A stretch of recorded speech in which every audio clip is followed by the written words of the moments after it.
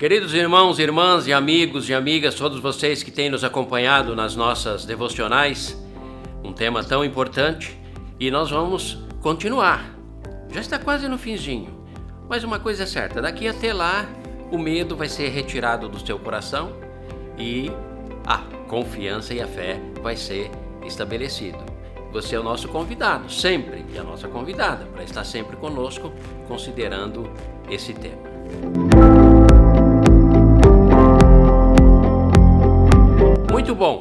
Muito bom nós lidarmos com uma questão que é tão próxima de nós. Eu sei que muitos de nós carregamos até uma certa culpa, né? Uma preocupação que gera uma ansiedade quando nos deparamos com a questão que envolve o medo e o exercício da fé. Quantos de nós sofremos por conta disso, pelo fato do medo insistentemente tentar nos acompanhar, pontuar as nossas vidas? Mas fica calma, porque nós estamos, não se esqueça, nós estamos numa jornada. Que jornada é essa? Desde a primeira devocional. Migrar, sair do estado de medo para um outro estado, o estado de fé, de confiança. E isso dá trabalho, porque não existe um padrão, não existe uma medida para todos nós. Cada um de nós temos as nossas limitações. Mas hoje eu quero conversar com você que está nos acompanhando, conversar a respeito de um momento na vida de um homem aonde ele foi desafiado em meio a toda a contrariedade, toda a adversidade, todos os ventos contrários, ele foi convidado a não temer. E é um texto muito interessante que eu quero ler e compartilhar com vocês. Marcos capítulo 5, versículos 35 e 36. É um texto que está dentro de um contexto de muita adversidade. Já havia acontecido muitas adversidades anteriormente a esse texto, a esse momento. Porque Jesus teve um dia intenso, uma noite intensa, já lá no capítulo 4. Pega o barco, atravessa o mar, tem também uma noite intensa de tempestade, vai até os Gadarenos, restaura a vida de um homem possesso, retorna, e aí quando ele retorna com seus discípulos, ele se depara com pessoas que vieram até ele, e especialmente um homem chamado Jairo, chefe da sinagoga, ou seja, um homem religioso, um homem que conhecia a lei, conhecia a religião, mas estava vivendo um momento de profunda adversidade e que levou ele ao medo. E ele então, junto com outras pessoas, se dirige a Jesus pedindo misericórdia. Senhor, tem misericórdia porque a minha filha está para morrer. Venha comigo até a minha casa. E Jesus prontamente, ok, vamos. Só que no meio do caminho surge uma mulher com um fluxo de sangue, uma mulher hemorrágica chamada, que interpela Jesus em secreto, porque no coração dela ela dizia, se eu ao menos tocar no manto dele, eu serei curada.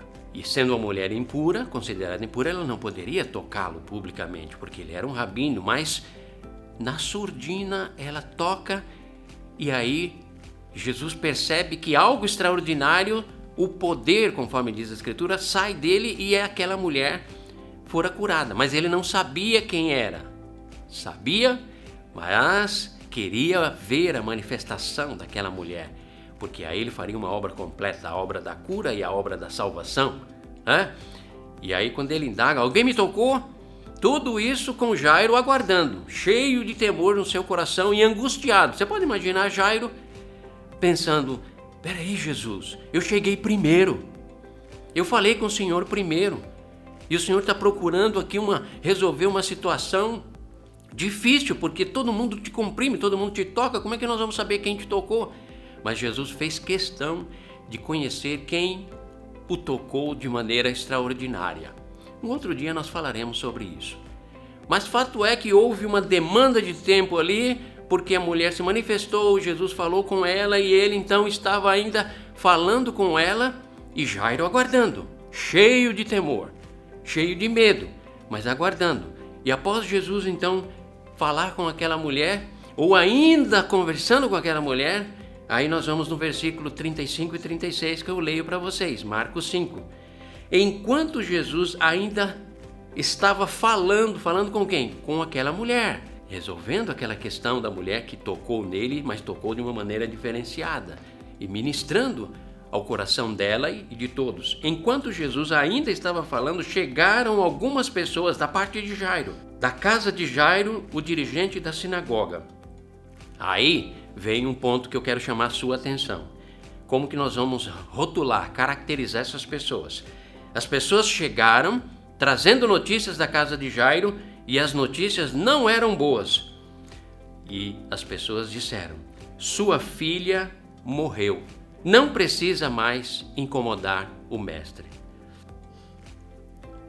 Quando nós olhamos esse contexto, nós podemos até imaginar: se Jesus não tivesse perdido tempo com aquela mulher ou gasto tempo com aquela mulher, atendido imediatamente o pedido de Jairo, a filha dele teria sido curada, restaurada, não teria experimentado a morte. E aí nós já aprendemos o seguinte: quantas vezes nós achamos que Deus está indiferente ao nosso sofrimento, ao nosso temor ou à nossa luta, e a impressão que dá é que a morte vai prevalecer. Essas pessoas que vieram da casa de Jairo são os anunciadores, os proclamadores de notícias ruins, porque eles trouxeram a notícia da morte, a notícia do falecimento daquela menina. Sua filha morreu. Primeiro. Segunda notícias daqueles que anunciam notícias ruins. Não precisa mais incomodar o mestre. Seria mais ou menos assim: já foi, não adianta mais, nem Deus resolve. A morte prevaleceu.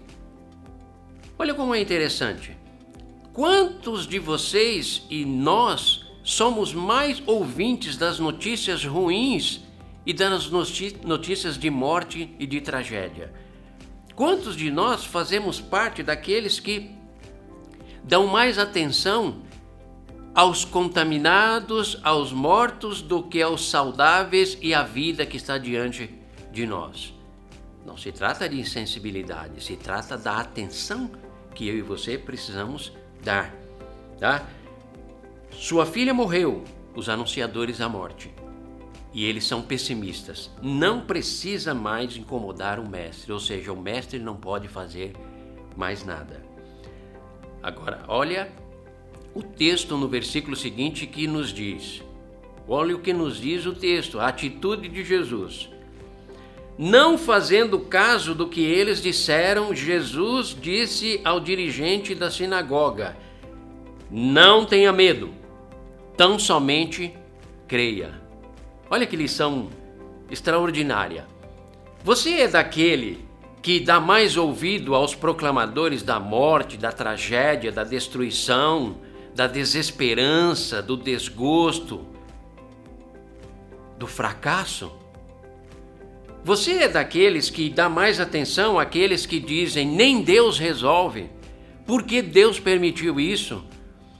Faltou atenção da parte de Deus, Deus perdeu o controle? Ou você pode se tornar daqueles que, na atitude, a semelhança da atitude de Jesus, não fazendo caso do que eles disseram, ou seja, não dando ouvidos, é desafiado a sair da posição de temeroso, temerosa, medroso ou medrosa, angustiado e desesperado, angustiada e desesperada, para uma nova situação, uma nova posição, aonde Jesus diz: não tenha medo, tão somente acredite. Esse é um grande desafio, queridos. Esse é um grande desafio, mas nós precisamos prestar atenção nisso.